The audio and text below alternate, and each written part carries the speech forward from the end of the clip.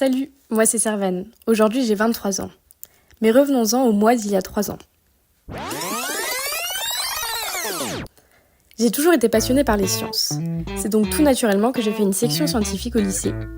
J'ai ensuite continué avec une première année de classe préparatoire BCPST et une deuxième année de DUT génie biologique, dans le but d'entrer dans une école d'ingénieurs en biotechnologie. En 2021, j'apprends que je suis prise à l'ESBS, l'école supérieure de biotechnologie de Strasbourg, mon premier choix. Alors super heureuse, j'embarque toutes mes affaires de Guérande et je traverse la France entière. Je commence les cours en 2021, commence à être très intégrée dans l'école et me fais plein de copains. Mais au bout de 2-3 mois, plus rien ne va. Il y a beaucoup de chamboulements dans ma vie, je suis désintéressée de tout, je tombe en dépression.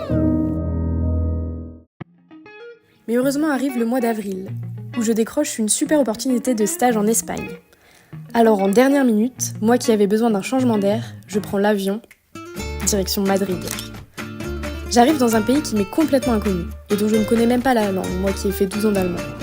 J'arrive surtout dans un pays frontalier à la France, mais qui est pourtant radicalement différent. Le rythme, en premier lieu, n'a rien à voir. On y travaille plutôt le matin jusqu'au midi, c'est-à-dire 15 heures voire plus, où on mange un repas avant de rentrer chez soi. À Madrid, on se couche aussi plus tard. Il m'est souvent arrivé de faire mes courses à minuit. Niveau changement d'air, j'étais servie. Mais si j'ai fait ce voyage, c'est aussi pour mieux définir mes objectifs professionnels. Je voulais plus découvrir le monde de la recherche, et notamment dans une entreprise privée, mais aussi m'améliorer en anglais. Enfin, j'avais très envie d'en savoir plus sur les microalgues, des organismes que je trouve fascinants parce qu'ils sont capables d'utiliser le CO2 pour produire un bon nombre de produits utiles pour l'homme, comme des oméga 3, des antioxydants, des vitamines, des biocarburants ou encore des biogaz. Microalgae Solutions, l'entreprise dans laquelle j'ai fait mon stage, avait un nouveau projet hyper intéressant à me proposer, l'utilisation des microalgues en tant que biostimulant pour la croissance des plantes. Tout cela dans le but d'éviter l'usage de produits synthétiques néfastes pour l'environnement. Donc globalement, pendant presque 4 mois, j'ai mené quasiment seule des essais sur des plantes pour étudier leur croissance, et même si les résultats n'ont pas été très concluants, j'ai été très contente de gérer tout un projet de manière quasiment autonome. Je pense que ce voyage m'a beaucoup appris sur moi, il m'a redonné confiance en moi et en mes capacités, m'a ouverte aux autres, et il m'a surtout fait aller mieux.